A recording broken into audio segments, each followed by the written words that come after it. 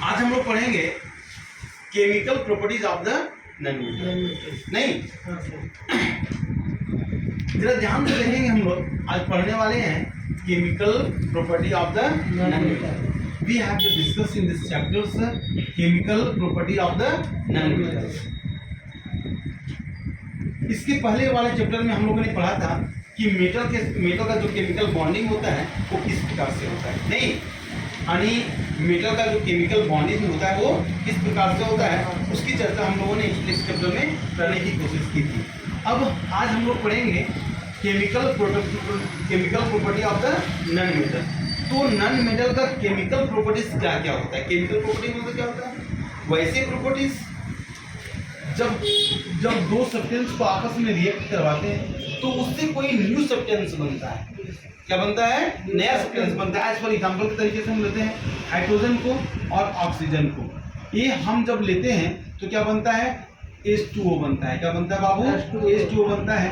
तो ये क्या बनता है कि ये हाइड्रोजन एक प्रकार का गैस है, ऑक्सीजन एक प्रकार का गैस है, और जब ये दोनों आपस में कॉम्बिनेशन करता है तो जल का निर्माण होता है। That is compound. When H2 and the O2 are the reactant and this product will be the product of the H2O। नहीं, तो ये एक नया प्रॉपर्टीज के साथ बना। ये एक गैसीय प्रॉपर्टीज में है जबकि ये लिक्विड प्रॉपर्टीज में है। तो नया नहीं बनाया क्या? आप एग्जांपल में आपको देते हैं, सपोज मानते हैं कि ये कागज का टुकड़ा है ना, ये कागज का टुकड़ा है, इसको हम लोग ऐसे फाड़ देते हैं। क्या कर दिए? फाड़ दिए। तो क्या ये कागज का ही गुण है कि फिर इसमें टमाटर का गुण आ गया? कागज का ही गुण है ना। तो जो कागज का गुण दिया गया, यानी इसकी क्या प्रॉपर्टी चेंज हुई? क्या इसका गुण चेंज हुआ? क्या जब चेंज नहीं होगा तो फिजिकल प्रॉपर्टी है। लेकिन जब इसको हम लोग जला देंगे, क्या कर देंगे? जला देंगे। तो ये भी क्या था? ये कागज था, जल के क्या हो गया? आपका राख बन गया। तो क्या वो राख का प्रॉपर्टीज और इसका प्रॉपर्टीज का सेम मिलेगा? क्या तो वो उसको हम लोग क्या बोलेंगे? केमिकल प्रॉपर्टीज बोलेंगे। क्या बोलेंगे?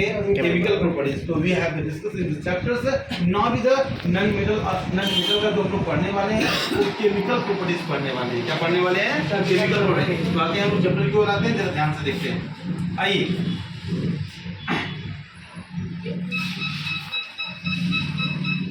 अब हम लोग देखेंगे कि सबसे पहले हम लोग देखेंगे कि जब कोई नॉन मेटल को हम लोग ऑक्सीजन के साथ अभिक्रिया करवाते हैं तो क्या बनता है। जब ध्यान देंगे, जब कोई नॉन मेटल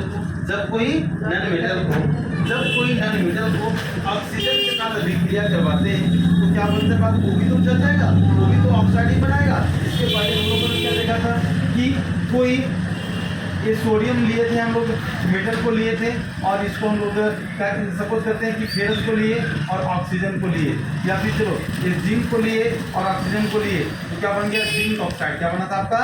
जिंक ऑक्साइड बना था। क्या बना था बाबू? जिंक ऑक्साइड बन गया था। तो ये क्या था? मेटल था ना, मेटल था ना, अरे भैया मेटल था ना ये। तो ये जिंक ऑक्साइड बन गया। लेकिन आज हम लेके कोई नॉन मेटल को लेंगे, जैसे कार्बन एक प्रकार क्या है? नॉन मेटल है ना। कार्बन क्या है? नॉन मेटल है। कार्बन को ऑक्सीजन के साथ अभिक्रिया करवाएंगे तो क्या बनेगा? CO2 बनेगा, और ये कार्बन डाइऑक्साइड बनेगा। क्या बनेगा? कार्बन डाइऑक्साइड बनेगा। आप बता दो, यहाँ पे कार्बन डाइऑक्साइड बन गया। मैंने आपको इसके पहले में बताया था कि जब कोई मेटल किसी ऑक्सीजन के साथ अभिक्रिया करती है तो उसकी प्रॉपर्टीज क्या होती है? बेस। यानी क्या होता है आपका? बेसिक होता है ना वो। अरे बेसिक होता है ना, अल्काइलिक में होता है ना वो। लेकिन जब कोई नॉन मेटल ऑक्सीजन के साथ अभिक्रिया करवाती है तो क्या बनता है भाई? क्या बनता है? वो एसिड फॉर्म में बनता है। यानी उसका जो प्रॉपर्टीज होता है वो एसिडिक होता है। क्या होता है? एसिडिक होता है। क्या होता है? एसिडिक फॉर्म में होता है। जरा हम लोग ध्यान देंगे, लिखेंगे कि non metal react with the oxygen, माता जी, oxygen to form